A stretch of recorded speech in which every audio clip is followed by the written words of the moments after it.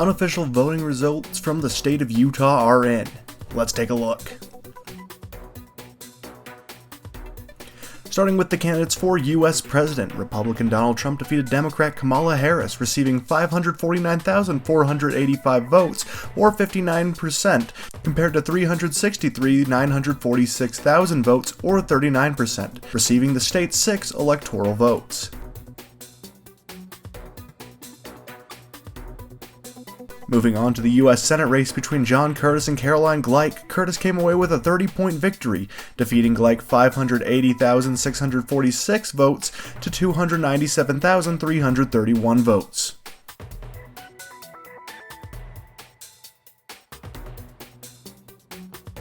Our next race is Utah's 3rd Congressional District, where Republican Mike Kennedy handily defeated Democrat Glenn Wright, earning 65% of the vote and winning 147,343 votes to 79,293 votes.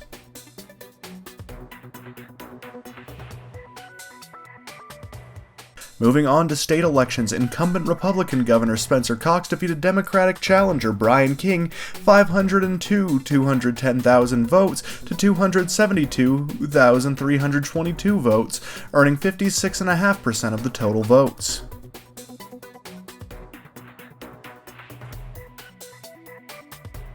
In the 4-man race for Utah's Attorney General, Derek Brown was able to defeat the rest of the pack, earning 58% of the vote and becoming Utah's next AG.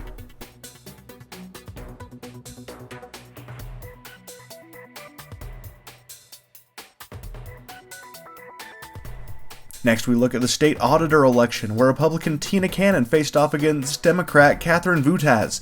Ultimately, Cannon would prevail, defeating Vutaz 573,481 votes to 291,459 votes and winning 63% of the election.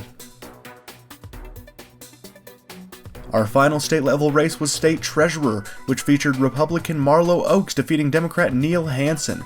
Oaks received 64% of the vote as compared to Hansen's 31%.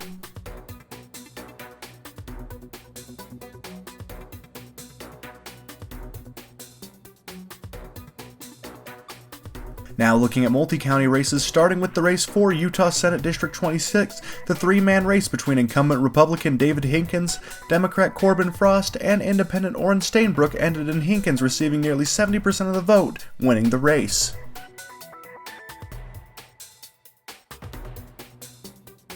Moving on to State House District 67, incumbent Republican Christine Watkins defeated Democratic challenger Joe Chrisman 9,945 votes to 3,694 votes.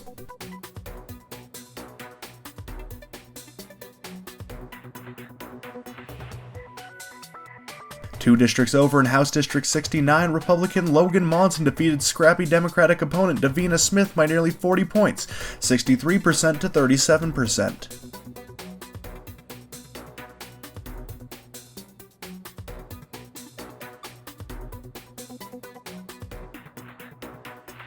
In the race for Carbon County Commissioner, Jared Haddock defeated Democrat David Palacios 4,170 votes to 3,353 votes, winning the commission seat.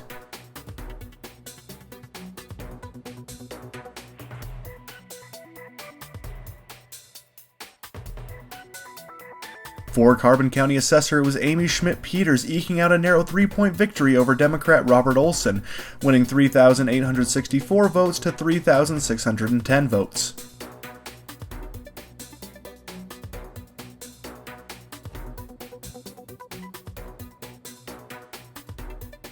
Looking now at constitutional amendments for Utah, starting with Amendment B, 70% voted in favor of it while 30% voted against it, approving the proposal. Looking at Amendment C, 82% of voters voted in favor while 18% voted against approving the amendment.